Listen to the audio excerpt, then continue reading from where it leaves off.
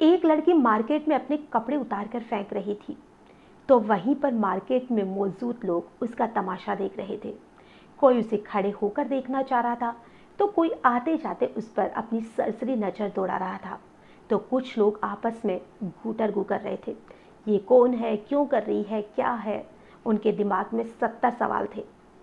और तभी एक महिला जिसका नाम था भीगी पांचाल, वो वहाँ पर आती है और उस लड़की को कपड़े पहनाती है और उसे कहती है कि ऐसा नहीं करते हैं।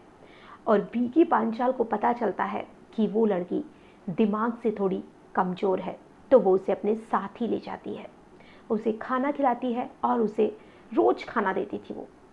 अब धीरे धीरे वक्त बीत रहा था, लेकिन जो भीगी पांचाल थी, एक दिन उसकी हत्या हो जाती है। सभी लोग बहुत ज़्यादा परेशान थे, हैरान थे कि आखिर भीगी पांचाल को मारा किसने। जो इतनी अच्छी बहू थी, इतनी अच्छी माँ थी, इतनी अच्छी बेटी थी, सब कुछ तो अच्छा था, फिर भीगी पांचाल की हत्या कौन कर सकता है। और अधिकतर लोगों के ध्यान में आया कि जिस लड़की को, जो मानसिक रूप से कमज़ोर थी, उसे वो अपने साथ लेकर गई थी, शायद उसी ने उसकी जान ले ली। लेकिन वो उसे क्यों मारेगी। लोगों के दिमाग में बहुत से सवाल थे, लेकिन फिर भी भीगी पांचाल का अंतिम संस्कार हो जाता है, वक्त बीतने लगता है। और तभी 14 साल के बाद में भीगी पांचाल वापस से जिंदा हो जाती हैं। लेकिन कैसे, सभी लोग बहुत ज़्यादा हैरान परेशान कि जो मर चुकी थी, सभी ने मिलकर उसका अंतिम संस्कार किया था, वो वापस से जिंदा कैसे हो सकती है। जब आप आज की कहानी को सुनेंगे तो आप भी बहुत ज़्यादा हैरान हो जाएंगे, बहुत ज़्यादा परेशान भी हो जाएंगे। नमस्कार, आदाब, सत श्री अकाल। मैं हूं नंदिनी यादव। आज जो मैं आपको घटना सुनाने वाली हूं, ये घटना है गुजरात के पालनपुर की, जहां पर एक परिवार रहता था, जिसमें उस परिवार के मुखिया थे, उनकी पत्नी थी, एक बेटा, बहू भीगी पांचाल, बेटा प्रकाश। उनके मुखिया का नाम था अमृतपाल और उनकी पत्नी का नाम था बाबूबेन। 5 लोगों का परिवार था। वक्त ठीक ठाक गुजर रहा था। जो उनका बेटा था प्रकाश, वो कमाने के लिए मुंबई में रहता था, और जो भीगी पांचाल थी, वो अपने सास ससुर के साथ पालनपुर में रहती थी। उनका एक बेटा था यश। एक दिन रात को अचानक ही जो यश था, वो जोर जोर से रोने लग जाता है, जो कि मात्र 5 साल का था।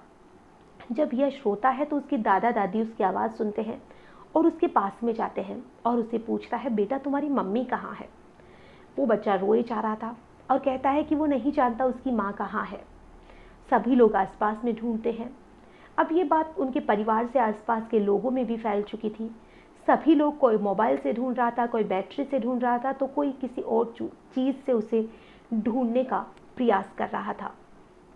अब तभी अचानक से जो उनका पिछला खेत था, वहाँ पर उन्हें भीगी पांचाल की लाश मिल जाती है। हालांकि उसका पूरा चेहरा खराब हुआ था, यानी कि उसे तेजाब डालकर बिगाड़ दिया गया था। उसके कुछ हाथों पे भी निशान थे, हाथों पे भी तेजाब डाला गया था।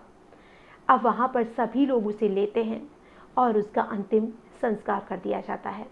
इधर जो भीगी पांचाल के घर वाले थे, उनके घर वालों ने रिपोर्ट दर्ज करवाई कि उसकी हत्या उसके सास ससुर ने की है, जो कि उसे दहेज के लिए परेशान करते थे।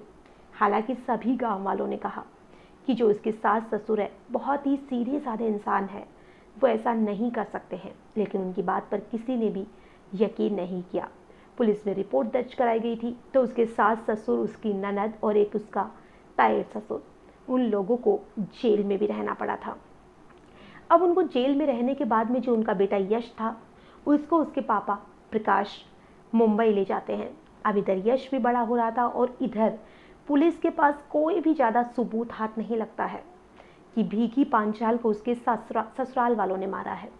तो वो कुछ ही समय के बाद में, यानी कि 5 साल के बाद में, जेल से बाहर आ जाते हैं।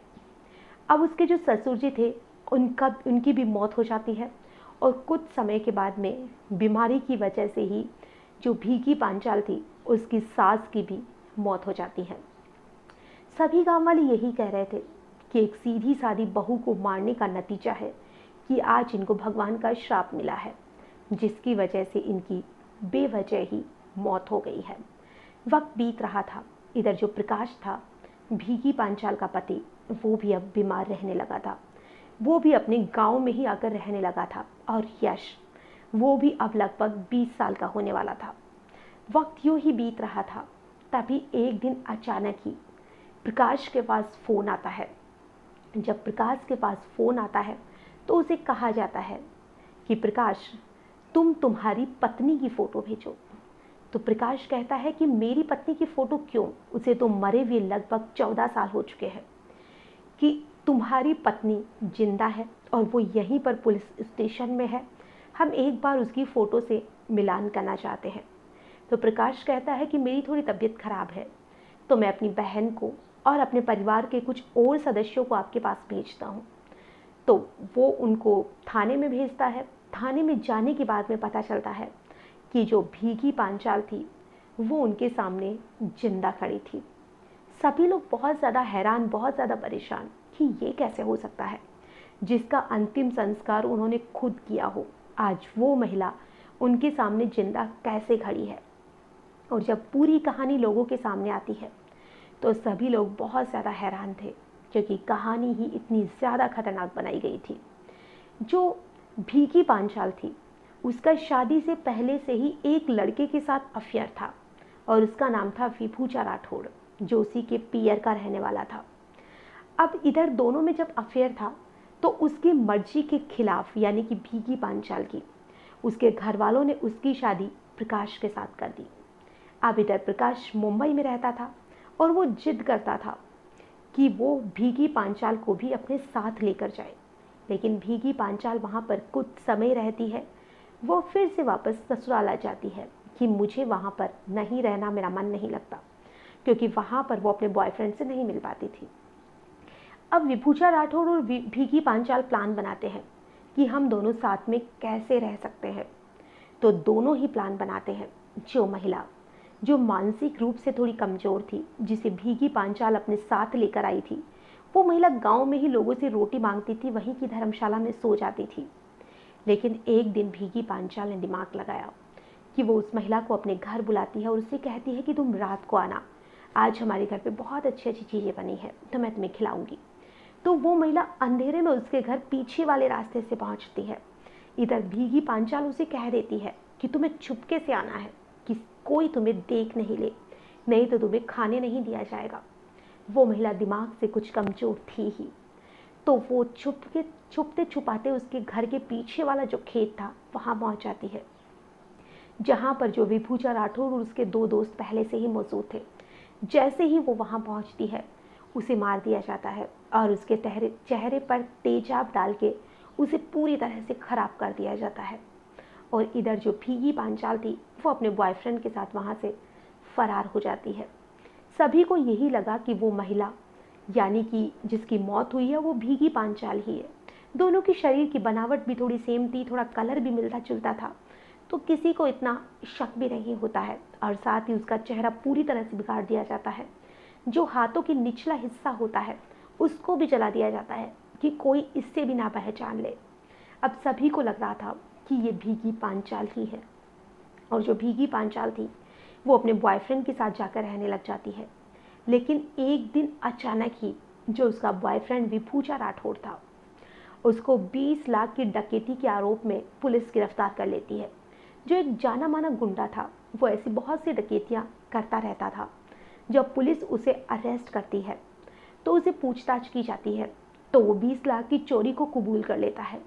और साथ ही पुलिस उसे यूं ही अंधेरे में तीर मारती है कि तुम्हारे पिछले बहुत से कारनामे भी हमारे सामने आए हैं, तुम अपने मुंह से ही बोल दो, नहीं अगर हम कहेंगे तो तुम्हें सज़ा लंबी होगी। अब वो सोचता है कि पुलिस वालों को पता चल चुका है, क्योंकि जो भीगी पांचाल थी उसका केस उसे लगता था कि ये कभी ना कभी तो सामने आएगा ही। लेकिन उसकी किस्मत अच्छी थी कि 14 साल तक कभी भी ये केस सामने नहीं आया।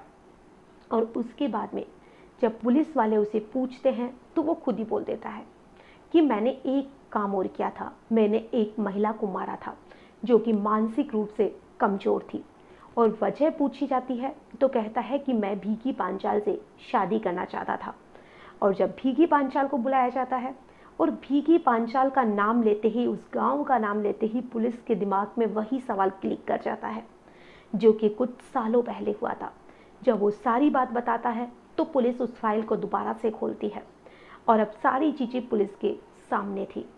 अब भीगी पांचाल को बुलाया जाता है तो भीगी पांचाल भी सारी चीज़ें एक्सेप्ट कर लेती है कि उन दोनों ने, उनका ही प्लान था कि वो उस महिला को मार देंगे और भीगी पांचाल उसके साथ भाग जाएगी, और ऐसा ही होता है। इधर जो भीगी पांचाल का बेटा था यश, वो भी थाने में आता है और वो अपनी माँ से एक ही बात कहता है कि अगर आपको इस विभूजा से शादी ही करनी थी तो आप घर से भाग जाती, घर वालों को कह देती कि वो उसके साथ रहना चाहती है, आपके पास बहुत से रास्ते थे, लेकिन आपकी वजह से मेरे दादा दादी बुढ़ापे में जेल में गए थे, आपकी वजह से मेरी बुआ जी जेल में गई, मेरे ताऊ जी जेल में गए, आपकी वजह से पूरा परिवार बर्बाद हो गया। आज मेरे पिताजी इसी सदमे की वजह से बीमार रहने लग गए कि उनकी पत्नी की हत्या उनके माँ बाप ने की है। आखिर आपने पूरे परिवार को क्यों बर्बाद कर दिया? हम में से आपको कोई भी नहीं रोकता। और यश ने कहा था, जब पुलिस वालों ने पूछा कि ये तुम्हारी माँ है, क्या तुम इसे वापस घर ले जाना चाहोगे? तुम्हारे पिताजी भी अकेले हैं, तुम्हारी माँ भी अब अकेली हो चुकी है। तो यश ने कहा था कि मैं इस जन्म में तो क्या, किसी भी जन्म में इसे माँ नहीं मानता हूँ। इसने हमारे पूरे परिवार को बर्बाद कर दिया और मैं नफरत करता हूँ इस औरत से। इधर यश अपने घर वापस लौट जाता है और भीगी पांचाल, उसे पुलिस अरेस्ट कर लेती है क्योंकि उस मानसिक जो महिला थी, रोगी थी, उस महिला को मारने में भी उसका पूरी तरह से हाथ था, उसका पूरी तरह से साथ था। पुलिस उसे भी जेल में भेज देती है और इधर जो यश अपने परिवार के साथ खुशी खुशी रहने लग जाता है। और इधर उसके परिवार को एक चीज़ की खुशी थी कि 14 साल के बाद ही सही उन पर जो कलंक लगा था वो आज दूर हो चुका है। इस चीज़ की उन्हें बहुत खुशी थी। और इधर भीगी पांचाल और विभूजा, जिसे बहुत लंबे समय तक कोई भी जमानत नहीं मिली थी, आगे की जो कहानी है इसमें बस इतना ही। इस कहानी के माध्यम से हम आपको इतना ही कहना चाहेंगे कि बहुत से लोग होते हैं दुनिया में जो किसी से प्यार कर बैठते हैं, लेकिन एक साथ रहने के लिए गलत रास्ता अपनाने की किसी को कोई भी ज़रूरत नहीं होती है। जो भीगी पांचाल थी वो चाहती तो वो आराम से अपने पति से कह सकती थी कि मुझे तुम्हारे साथ नहीं रहना, वो उसे छोड़ ही देता, और नहीं छोड़ता तो वो उसके खिलाफ तलाक का या कुछ भी पुलिस में कह सकती थी कि मैं किसी और के साथ रहना चाहती हूँ। लेकिन उसने सीधा रास्ता ना अपना के टेढ़ा रास्ता अपनाया, जो 14 साल के बाद ही सही उसे जेल की हवा तो खानी ही पड़ी। तो कभी भी क्राइम का रास्ता ना अपनाए, क्योंकि कहते हैं ना, क्राइम को चाहे कितना ही शादे तरीके से कर लिया जाए लेकिन क्राइम कभी छुपता नहीं है। आज की जो कहानी है इसमें बस इतना ही। फिर मिलेंगे किसी नई घटना के साथ, तब तक के लिए